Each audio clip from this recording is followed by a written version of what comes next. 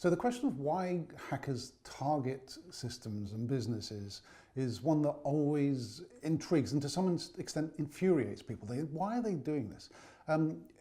I think that it's a bit like if you watch kids practicing on skateboards and you see them trying the same trick over and over and they keep on not doing it, and then suddenly one of them gets it and then others start doing it and they're all getting it, and it's a bit like skateboarding.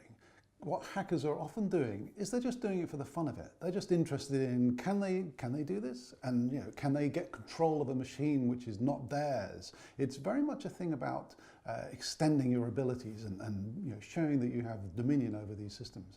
And after a while, what happens is often they start off with a very simple one, so they'll break into public systems. NASA is a very commonly hacked system because it's intended to be open and it's intended to be available to the public.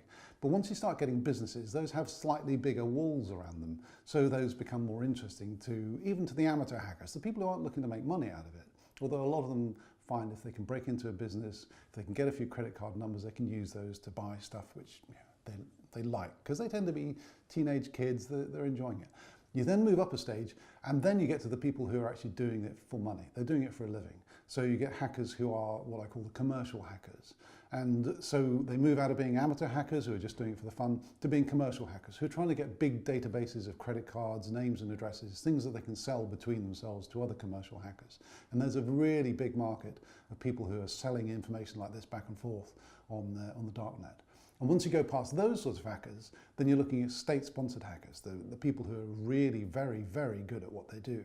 And their target, if they're aiming at a business and they're trying to break into them, is to get confidential information. They're trying to get information which has got nation-state value, which is actually going to tell them what a company is going to do, which could have some effect on diplomacy or development of arms systems. And so you'll see those sorts of attacks which will be much more difficult to detect and aren't about getting credit card details, they're about getting much more important information. And you have these three levels of people, the amateurs, the businesses, the business hackers, and the state-sponsored hackers. And they're all aiming at businesses in their own way. They've all got slightly different reasons for doing it, but in every case, the fact is that a business is going to come under attack. So the reason why is because they can, and sometimes because they can make money out of it, and sometimes because it's actually important to their nation-state aims. But the outcome is always the same, which is businesses have to watch out.